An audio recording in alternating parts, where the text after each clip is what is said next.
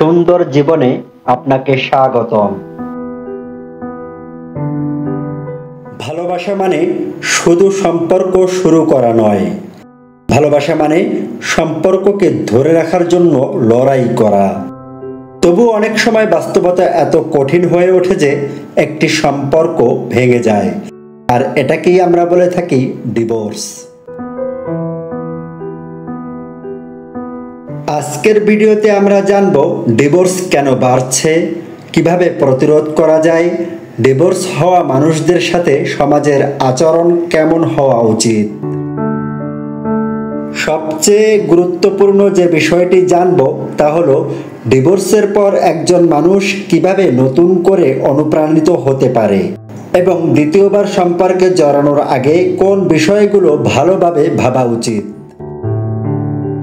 ডিভোর্সের বাস্তবতা বলতে গেলে ডিভোর্স শুধু কাগজে স্বাক্ষর নয়, এর সাথে জড়িয়ে থাকে ভাঙা স্বপ্ন, ভাঙা বিশ্বাস, মানসিক কষ্ট আর সন্তানের ভবিষ্যৎ নিয়ে অস্থিরতা। এক সময় যা ছিল বিরল ঘটনা, এখন তা যেন প্রতিটি পরিবারেই শোনা যায়। কেন ডিভোর্স বাড়ছে?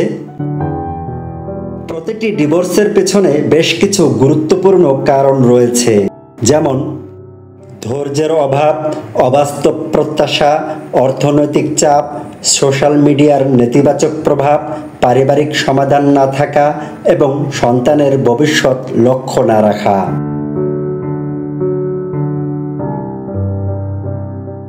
সবচেয়ে গুরুত্বপূর্ণ যা তা হলো একে অপরকে সময় না দেয়া, যৌতুকের প্রেসার প্রয়োগ করা, শারীরিক বা মানসিক নির্যাতন করা এবং নেশাগ্রস্ত হওয়া। এছাড়াও কান কথা শোনা ও একে অপরের প্রতি বিশ্বাস হারিয়ে ফেলা। আসুন জেনে নেই প্রতিরোধ কিভাবে সম্ভব। ছোট সমস্যাকে বড় না করা, পারস্পরিক সম্মান বজায় রাখা, কাউন্সেলিং ও পারিবারিক সিদ্ধান্ত নেওয়া, আর্থিক ও মানসিক প্রস্তুতি নিয়ে বিয়ে করা, ক্ষমা ও সহনশীলতা শেখা। আপনি কি জানেন ডিভোর্স হওয়া মানুষদের সাথে সমাজের আচরণ কেমন হওয়া উচিত? আমরা অনেক সময় ডিভোর্স হওয়া মানুষদের অবহেলা করি, ব্যঙ্গ করি, অথচ তাদের ক্ষেত্রে প্রয়োজন সম্মান, সহানুভূতি আর সমর্থন। তারা ব্যর্থ নয়, তারা বরং সাহসী, কারণ তারা অশান্তির জীবন ছেড়ে নতুন জীবনের পথে হাঁটার সিদ্ধান্ত নিয়েছে। ডিভোর্স হওয়া মানুষদের অনুপ্রাণিত করুন। প্রিয় বন্ধু, যদি আপনার জীবনে ডিভোর্স ঘটে থাকে, মনে রাখবেন আপনার জীবন শেষ হয়ে যায়নি। আপনি এখনো ভালোবাসার যোগ্য, সম্মানের যোগ্য। জীবনকে সুন্দর করে সাজানোর অধিকার আপনারও আছে। এই সময়কে কাজে লাগান, নতুন দক্ষতা শিখুন, ক্যারিয়ার গড়ুন, নিজের ভেতর শক্তি তৈরি করুন। আপনার সন্তান থাকলে তাকে প্রমাণ করুন জীবন যতই কঠিন হোক, নতুনভাবে শুরু করা সম্ভব। এবার আসি সবচেয়ে গুরুত্বপূর্ণ অংশে, দ্বিতীয়বার সম্পর্কে জড়ানো।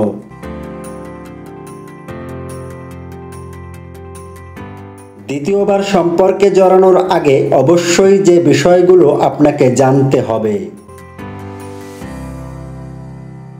অনেকেই মনে করেন নতুন সম্পর্কে গেলেই সব সমস্যা মিটে যাবে। আসলে বিষয়টা এতটা সহজ নয়। তাই দ্বিতীয়বার সম্পর্কে জড়ানোর আগে কয়েকটি বিষয় মাথায় রাখা জরুরি।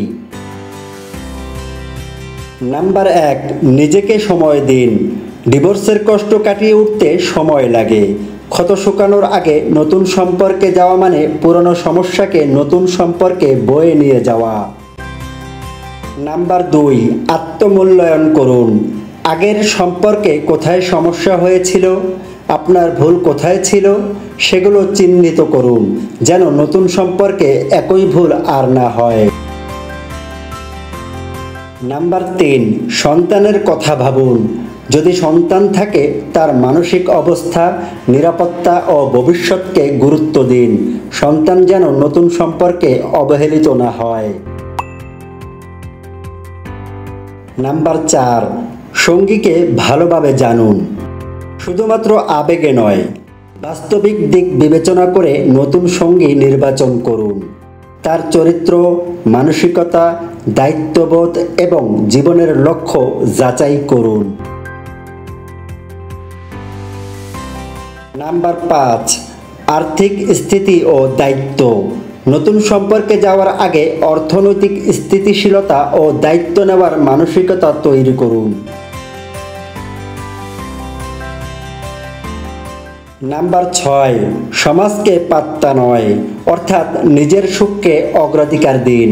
সমাজ অনেক কথা বলবে, কিন্তু শেষ পর্যন্ত আপনার সুখই আপনার সবচেয়ে বড় দায়িত্ব। নাম্বার 7, খোলামেলা আলোচনা। নতুন সঙ্গীর সাথে আগের জীবনের অভিজ্ঞতা নিয়ে খোলামেলা কথা বলুন, কেননা গোপন কিছু রেখে সম্পর্ক শুরু করলে সেটা ভবিষ্যতে আবার সমস্যা তৈরি করবে। মনে রাখবেন, দ্বিতীয়বার সম্পর্ক মানে শুধু নতুন ভালোবাসা নয়, বরং আগের ভুল থেকে শিক্ষা নিয়ে আরও পরিপক্ক ও সুন্দর জীবন গড়ার সুযোগ। প্রিয় বন্ধু, ডিভোর্স মানে কোনো জীবনের শেষ নয়, বরং এটি হতে পারে নতুন শুরু। আমাদের সমাজের উচিত ডিভোর্স হওয়া মানুষদের ছোট না করে বরং তাদের জীবনকে নতুন করে শুরু করার অনুপ্রেরণা দেওয়া। আর যারা দ্বিতীয়বার সম্পর্কে যেতে চান তাদের উচিত ধৈর্য, আত্মসম্মান, সচেতনতা এবং দায়িত্ববোধ নিয়ে সেই সিদ্ধান্ত নেওয়া। মনে রাখবেন, এই পৃথিবীতে জীবন একটাই, তাই এটাকে ভাঙা কাচের মতো নয়, বরং নতুন করে গড়া স্বপ্নের মতো দেখুন, তবে অবশ্যই আপনি পারবেন।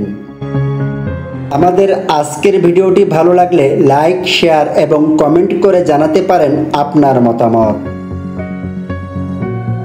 জীবন সম্পর্কিত নানান বিষয় সম্পর্কে জানতে আমাদের চ্যানেলটি সাবস্ক্রাইব করার অনুরোধ করছি। ভিডিওটি দেখার জন্য ধন্যবাদ।